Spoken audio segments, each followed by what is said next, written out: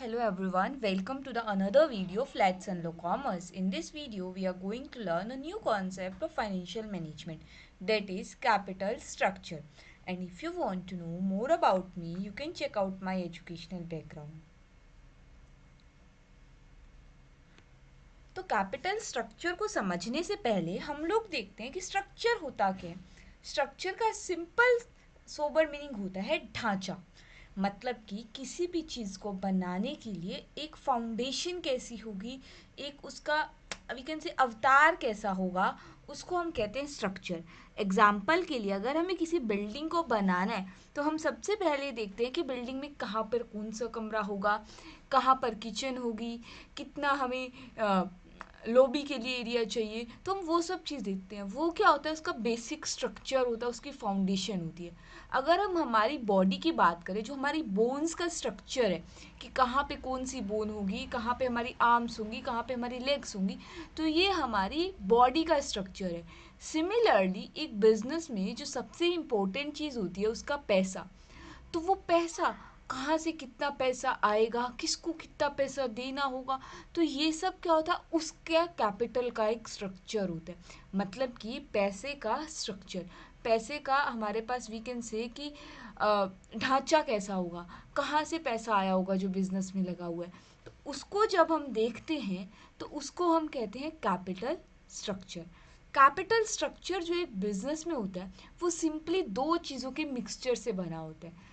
एक होता है हमारे पास debt and second one is equity. Equity और डेट दोनों बहुत अलग अलग सोर्सेज हैं फाइनेंस के। जहाँ पे एक तरफ अगर हम इक्विटी शेयर होल्डर से पैसा लेते हैं, उसको अपने बिजनेस में लगाते हैं, तो वो लोग जिनसे हम पैसा लेके लगाते हैं वो हमारे बिजनेस के शेयर होल्डर्स बन जाते हैं। सिंपल भाषा में कहूँ तो मालिक बन जाते हैं। Where and on the other side जो डिबेंचर्स होते हैं, यानी कि जिन पे पैसा डिबेंचर्स के रूप में हम लेते हैं, उन्हें हम डिबेंचर्स का दूसरा नाम होता है लोन। मतलब कि उनसे हमने लोन पे पैसा लिया, उनको हम इंटरेस्ट देते रहते हैं, लेकिन वो लोग कभी भी हमारे बिजनेस के मालिक नहीं बनते। हालांकि ये चीज़ ज़रूर है कि डिबेंचर्स को हमें इंटरेस्ट पेमेंट करना ही पड़ता है, चाहे हमें प्रॉफिट हो चाहे हमें लूस हो। तो इन दोनों को कितने प्रोपोर्शन में लेना है, किस रेशियो में लेना है हमें अपने बिजनेस में, उसी को बोलते हैं कैपिटल स्ट्रक्चर। अब कैपिटल स्ट्रक्चर में हमने देखा हम दो चीज़ों को इक्विलेट करते हैं, या फिर वी कैन से हम दो चीज़ों की प्रोपोर्शनेट वैल्यू फाइंड आउट करते हैं कि हमें किस प्रोपोर्शन में लेना है। वो दो चीज़ें कौन कौन सी हमारे पास, इक्विटी और डेट। इक्विटी के अंदर दो पार्ट आते हैं। एक तो कॉन्ट्रीब्यूटेड कैपिटल।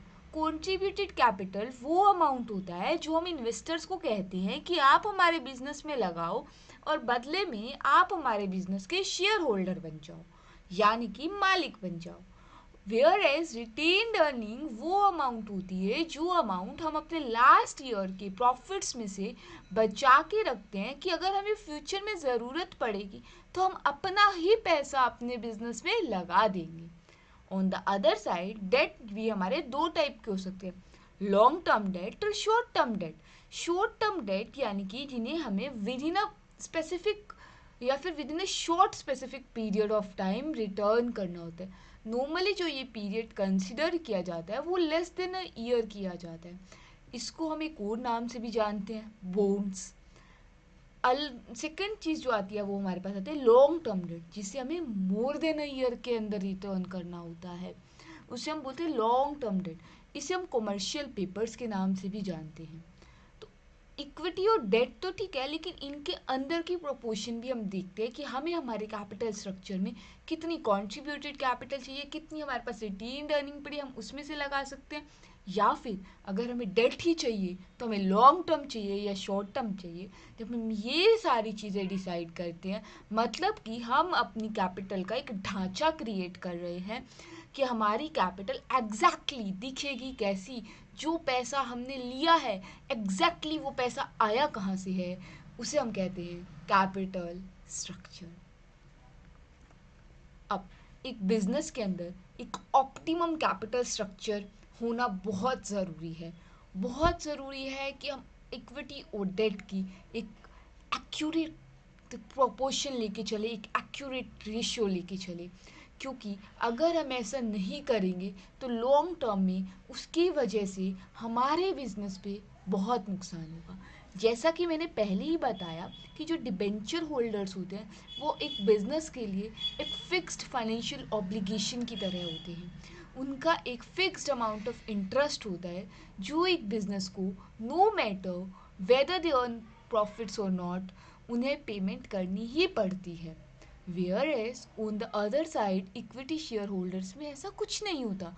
तो अगर हम अपने कैपिटल स्ट्रक्चर में डेट की प्रोपोर्शन ज़्यादा से ज़्यादा रखना स्टार्ट कर देंगे तो लॉन्ग टर्म में क्या होगा कि हमें फिक्स्ड फाइनेंशियल ऑब्लिगेशन ज़्यादा पेमेंट करनी पड़ेगी, हमें हर साल का प्रॉफिट बहुत कम मिलेगा, और अगर इन द केस हमारे लॉस हो गया तो हमें उसमें भी पेमेंट करनी पड़ेगी। यानी कि एक तो लॉस की दिक्कत, ऊपर से पेमेंट की दिक्कत, तो लॉस पे भी हमारा जो बैंकरप्सी या फिर इंसॉल्वेंसी का रिस्क है वो बढ़ जाएगा। तो इसी वजह से हमें हमारे कैपिटल स्ट्रक्चर में एक optimum level of equity and debt decide करना पड़ता है, क्योंकि अगर हम इक्विटी ज़्यादा देंगे तो हमारी शेयर होल्डिंग ज़्यादा हो रही है, यानी कि ज़्यादा लोग मालिक बन रहे हैं, हमारे शेयर होल्डर्स का जो शेयर है वो डाइल्यूट हो रहा है। वेयर एज डेट ज़्यादा देंगे तो फिक्स फाइनेंशियल ऑब्लिगेशन बढ़ रही है, पर दोनों के नुकसान ही नहीं है, दोनों के अपने अपने फ़ायदे भी हैं। जैसे कि डेट में हमारी कॉस्ट ऑफ कैपिटल, यानी कि डेट को लेकर आने का जो खर्चा होता है बहुत कम होता है, whereas on the other side equity में ज़्यादा होता है। तो यहाँ पे हमारे लिए डेट बेनिफिशियल हो गया। ऑन द अदर एंड अगर हमें बिजनेस में कंट्रोल अच्छा चाहिए, मैनेजमेंट अच्छी चाहिए, तो हमें इक्विटी बेनिफिशियल हो गया। तो दोनों के अपने अपने प्रोज हैं, अपने अपने कॉन्स हैं। एक बिजनेसमैन के लिए बहुत ज़रूरी है ये डिसाइड करना कि उसे अपने कैपिटल स्ट्रक्चर में किसको कितना रखना है। वेदर ये डिपेंड करता है business to business, there are various factors on which it depends कि हमें कितना पैसा कहाँ से लेकर आना है और कहाँ से नहीं लेकर आना। कौन कौन से फैक्टर्स हैं वो हम आगे देखते हैं। अब हमने फिक्स्ड फाइनेंशियल कॉस्ट की बात की, फिक्स फाइनेंशियल कॉस्ट का इम्पैक्ट हमने प्रॉफिटेबिलिटी की बात करी कि हमारी अगर फिक्स फाइनेंशियल ऑब्लिगेशन ज़्यादा होंगी तो हमारा प्रॉफिट कम होगा। इसी से रिलेटेड एक कंसेप्ट हम पुरानी वीडियोस में पढ़ चुके हैं, दैट इज़ फाइनेंशियल लेवरेज, जो कि चेक करता है कि हमारी जो फिक्स फाइनेंशियल ऑब्लिगेशन है, यानी कि हमारी जो इंटरेस्ट की अमाउंट है, उसका क्या इम्पैक्ट होगा, किसके ऊपर, हमारी प्रॉफिटेबिलिटी के ऊपर। तो उसे ही हम फाइनेंशियल लिवरेज में भी पढ़ते हैं। तो ऐसे ही हम फाइनेंस के डिफरेंट डिफरेंट कंसेप्ट से क्या कर सकते हैं, लिंक कर सकते हैं, और लिंक करके एक हम अपनी नॉलेज को जो है वो अगर हम कनेक्ट करते हैं ना एक दूसरी चीज़ से, तो हमें ज़्यादा टाइम तक रिटेन कर सकते हैं, हमारी जो नॉलेज है वो ज़्यादा रिटेन हो सकती है, हम उसको ज़्यादा अच्छे से समझ सकते हैं, एक सिंप्लिसिटी से समझ सकते हैं। सिमिलरली कैपिटल स्ट्रक्चर में हम फिक्स इक्विटी और डेट का मिक्सचर देखते हैं। वेयर एज जब डेट होता है तो हमें फिक्स फाइनेंशियल ऑब्लिगेशन पेमेंट करनी पड़ती है, जिसका इम्पैक्ट हमें प्रॉफिटेबिलिटी पे देखना पड़ता है, और अगर हम उसका इम्पैक्ट प्रॉफिटेबिलिटी पे देखेंगे तो उसे जो चीज़ कैलकुलेट करते हैं उसे फाइनेंशियल लिवरेज कहते हैं। अब why why capital structure is so important, किसी चीज़ का ढांचा इम्पॉर्टेंट क्यों है। अब एग्जाम्पल के लिए समझते हैं, अगर हमारी बॉडी में हमारी टांग की जगह हमारे हाथ की बोन लग जाए, या फिर हमारी जो रीढ़ की हड्डी होती है जिसे हम बहुत इम्पॉर्टेंट बोन मानते हैं, उसकी जगह अगर हम कुछ और हड्डी लगा दें तो वो तो नहीं चलेगा ना, हम सही सलामत ज़िंदगी कैसे जी पाएंगे अगर ऐसा हो गया तो इसीलिए कहते हैं कि एक किसी भी चीज़ का जो स्ट्रक्चर होता है वो बहुत इंपॉर्टेंट है। एग्जाम्पल के लिए अगर हम अपने ग्राउंड फ्लोर की छत ही ना डालें तो वो बिल्डिंग का स्ट्रक्चर ही क्या रह जाएगा। तो इसीलिए किसी भी चीज़ का एक ऑप्टिमम स्ट्रक्चर होना, एक अच्छा स्ट्रक्चर होना बहुत ज़रूरी है। ऐसे ही कैपिटल का भी स्ट्रक्चर होना बहुत नेसेसरी है, एक ऑप्टिमम स्ट्रक्चर होना बहुत नेसेसरी है। There are some reasons for that. First one is reducing cost of capital. जैसा कि मैंने बताया कि इक्विटी को शेयर होल्डर्स को लाने के लिए जो कॉस्ट ऑफ कैपिटल है वो ज़्यादा होती है कंपैरेटिवली टू डिबेंचर्स। तो यहाँ पर अगर हमें कॉस्ट ऑफ कैपिटल कम करनी है तो हम क्या करेंगे, अपने बिजनेस में डिबेंचर्स को ले आएंगे। ऑफकोर्स डिबेंचर्स को लाएंगे, बट एक सर्टेन लेवल तक ही। अब क्या हमेशा डिबेंचर्स को लाने से कॉस्ट ऑफ कैपिटल कम होती है तो हमें सारे डिबेंचर्स लेके आने चाहिए? ऐसा भी नहीं होता। इसके लिए कैपिटल स्ट्रक्चर की कुछ थ्योरीज हैं जो हम आने वाले लेक्चर्स में देखेंगे। Next is financial flexibility.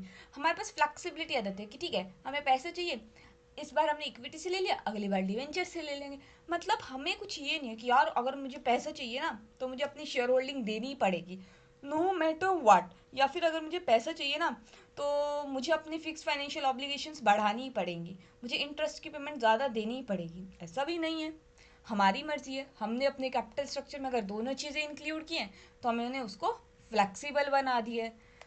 Risk management, क्योंकि डिबेंचर होल्डर्स को हमें पेमेंट करनी है, नो मैटर हमें प्रॉफिट हो या ना हो। तो अगर हमें उनको पेमेंट करनी है तो हमारा प्रॉफिट कम हो जाएगा, तो अगर हमें प्रॉफिट कम नहीं चाहिए तो हम इक्विटी शेयर होल्डर से पैसा ले लेंगे। तो ऐसे करके हम अपने बिजनेस का जो रिस्क है ना वो भी मैनेज कर सकते हैं। टैक्स बेनिफिट्स भी होते हैं क्योंकि डिबेंचर्स को जो इंटरेस्ट की पेमेंट होती है उन पर टैक्स नहीं लगता, क्योंकि उनको डिडक्ट करने के बाद जो हमारा प्रॉफिट आता है हम उस पर टैक्स कैलकुलेट करते हैं। तो अगर हमें टैक्स का बेनिफिट चाहिए तो हम डिबेंचर होल्डर से भी पैसा ले सकते हैं। तो देयर आर मल्टीपल थिंग्स जिसके लिए हमें एक कैपिटल स्ट्रक्चर चाहिए ताकि हम अपने बिजनेस को ऑप्टिममली कम रिस्क में ज़्यादा बेनिफिट्स लेते हुए चला सकें। अब देयर आर सम फैक्टर्स जिसके ऊपर डिपेंड करता है कि हमारा कैपिटल स्ट्रक्चर कैसा होगा। एग्जाम्पल के लिए कॉस्ट ऑफ कैपिटल, अगर हम चाहते हैं कि हमारी कॉस्ट ऑफ कैपिटल ज़्यादा ना हो तो हम क्या करेंगे, डिवेंचर्स ले लेंगे, डिवेंचर से पैसा ले लेंगे, उनकी कॉस्ट ऑफ कैपिटल कम होती है। अगर हम चाहते हैं कि यार हमारा डिग्री ऑफ कंट्रोल ना, मैंने एक बिजनेस स्टार्ट किया एग्जाम्पल के लिए एबीसी लिमिटेड। अब एबीसी लिमिटेड का 100% स्टेक मेरे पास है, मुझे पैसा चाहिए तो मैं क्या करूँगी, मैं बोलूँगी कि ठीक है यार 100% है, क्या ही करना है, 100% का 5% डाइल्यूट कर देते हैं, तो उस टाइम मैं इक्विटी ले लूँगी। लेकिन अगर कोई ऐसा बिजनेस है जिसमें मुझे लगता है यार कंट्रोल देना थोड़ा सही नहीं है, एग्जाम्पल के लिए अगर कोई आर्म मेकिंग कंपनीज है यानी कि वेपन्स बनाती है हमारी जो कंपनी है, तो उसमें अगर हमने कंट्रोल ले लिया तो दिक्कत वाली बात है ना, क्योंकि ऐसे तो हमारे वेपन्स का सीक्रेट रिवील हो सकता है, वेपन्स की टेक्निक्स रिवील हो सकती हैं, तो वो गलत चीज़ है। उस चीज़ों में हम नहीं भी देते। अगर हम इंडिया के एग्जाम्पल से देते तो कई जगह पे हमारा एफडीआई की अगर हम नॉर्मल बात करते हैं तो आनी अलाउड है, कहीं जगह पे नहीं है। सिंपली जहाँ पे उन्हें कंट्रोल डाइल्यूट करना है वहाँ पे वो अलाउ कर देते हैं, जहाँ पे उन्हें डाइल्यूट नहीं करना फ़ॉरेन के साथ कंट्रोल वहाँ पे वो अलाउ नहीं करते हैं। तो वो चीज़ आ जाती है कि हम क्या चाहते हैं, हमारा कंट्रोल डाइल्यूट हो या ना हो। एक चीज़ आती है बहुत इंपॉर्टेंट कॉन्सेप्ट है trading on equity. Trading on equity हमें क्या कहता है कि जो डिबेंचर्स पे इंटरेस्ट रेट है और जो इंटरेस्ट रेट इक्विटी पे है उस पर बहुत फ़र्क है। एग्जाम्पल के लिए अगर हमारा rate of interest on debentures है वो हमें देना ही देना है, अगर हम ज़्यादा से ज़्यादा डिवेंचर्स इशू करेंगे तो हमारा इक्विटी का रिटर्न कम हो जाएगा। तो यानी कि डिवेंचर्स को इशू करके हम इक्विटी वालों के साथ क्या कर रहे हैं, ट्रेड ऑफ कर रहे हैं।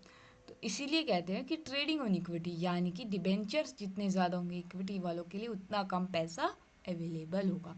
And last cheese, government policies of course matter करती हैं, क्योंकि अगर मान लो गवर्नमेंट ने कल को उठ के आई और कह दिया कि यार फिनिक्स फाइनेंशियल ऑब्लिगेशन यानी कि जो तुम पैसा डिबेंचर होल्डर्स को इंटरेस्ट के रूप में दे रहे हो हर साल, उस पर अब हम टैक्स नहीं लेंगे, मतलब उस पर अब हम टैक्स बेनिफिट नहीं दे रहे, हम टैक्स लेंगे हर साल, तो इन दैट केस हम लोगों के पास कोई ऑप्शन ही नहीं बचता कि हम इक्विटी में आए, क्योंकि टैक्स तो अब दोनों पे लग रहा है। हम डिवेंचर्स में क्यों पैसा लगा रहे थे, टैक्स बेनिफिट मिल रहा था, कॉस्ट ऑफ कैपिटल कम मिल रही थी। अगर कल को हमारी गवर्नमेंट की पॉलिसीज ही ऐसी आ जाए या फिर गवर्नमेंट की पॉलिसीज ये आ जाए कि आपको ज़्यादा से ज़्यादा स्टेक यानी कि अराउंड 50% स्टेक एक कंपनी में चाहिए उसके ओनर बनने के लिए, कुछ भी गवर्नमेंट पॉलिसीज निकाल सकती है ना, तो उसके ऊपर भी डिपेंड करता है कि हमें कितना इक्विटी में रखना है, कितना डेट में रखना है। इन शॉर्ट अगर मैं सारा समराइज करूँ तो हमारा कैपिटल स्ट्रक्चर दो चीज़ों से मिलके बनता है, इक्विटी और डेट। एक कंपनी चाहे तो वो अपना पूरा का पूरा कैपिटल स्ट्रक्चर सिर्फ इक्विटी पे बना सकती है, सिर्फ डेट पे बना सकती है।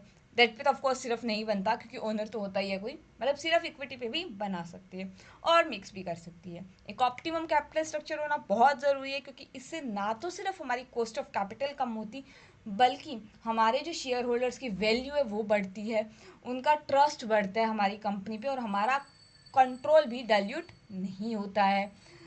और देयर आर वेरियस फैक्टर्स जिसके ऊपर डिपेंड भी करता है। अब बिजनेस टू बिजनेस भी डिपेंड करता है। ऑफकोर्स हमारा बिजनेस अगर छोटा है तो हम क्या चाहेंगे, यार कंट्रोल मेरे हाथों में है, बिजनेस बहुत छोटा है, बहुत कम प्रॉफिट आ रहा है। बड़ा बिजनेस है तो हम डाइल्यूट भी कर सकते हैं, हमें कोई प्रॉब्लम नहीं है डाइल्यूट करने में।